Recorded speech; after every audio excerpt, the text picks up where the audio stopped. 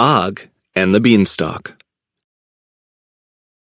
It wasn't long after Og was born that he started to realize he was different. When he was only 3 years old, he was too big to sit at the dinner table. His legs were as tall and as thick as tree trunks. Soon, Og grew so big that people started to fear him, screaming and scrambling away when they saw him. He spent his lonely days strumming his mother's harp and watching the sun rise and set on the cloudy kingdom. Og's lonely heart became hard as a rock.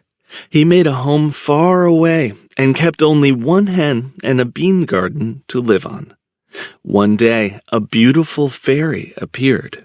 "So you are the terrible giant," she said with a smile. "Life has been cruel to you, but I will give you fortunes beyond your imagination. In return, I ask only for 5 beans from your garden." "Fee, fi, fo, fum," Og said, and gave her the beans just so that she would go away. "Leave me in peace." The fairy reached for the Og's harp. When she touched it, it turned into gold and started playing by itself. Then she stroked the hen's feathers, and out of it plopped a golden egg. Og barely got a gasp out before the fairy disappeared. Og's luck changed. Not long after, he met a lovely giantess, and together they built a mansion to live in, far away from the people who were unkind. On a fine morning, Og came into the kitchen. He smelled something strange in the air. "Fee, fi, fo, fum, I smell the blood of an Englishman," he wondered aloud. But when his wife called it silly, he shrugged and set to counting the coins they had earned. Soon, he nodded off in his chair. When he awoke, the money was gone. He looked everywhere but couldn't find a trace of it. A long while after, Og walked into the kitchen and smelled a familiar smell. "Fee, fi, fo, fum, I smell the blood of an Englishman," he said, but his wife told him that he was imagining it.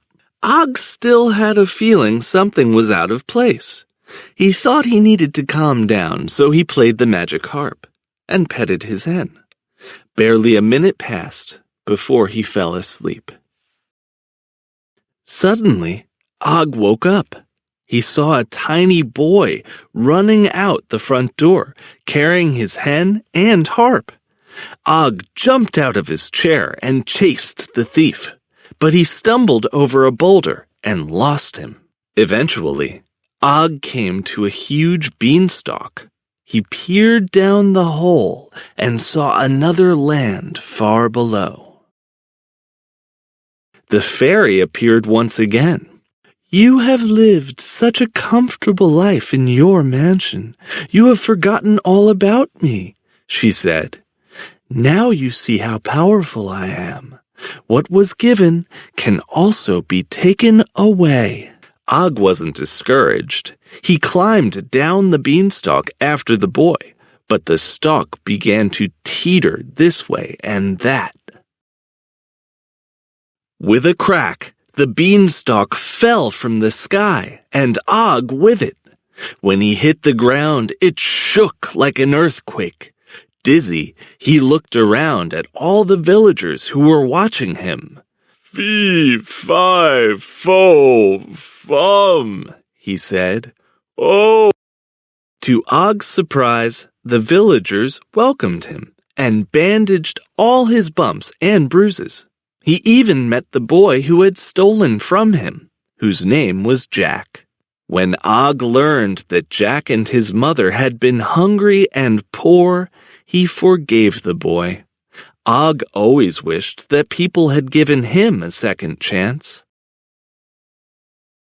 Og planted a few of the beans that he had kept in his pocket, and soon people from both lands climbed the beanstalk to and fro. Neither Og nor Jack saw the fairy again, and stayed good friends to the end of their days, and they all lived happily ever after.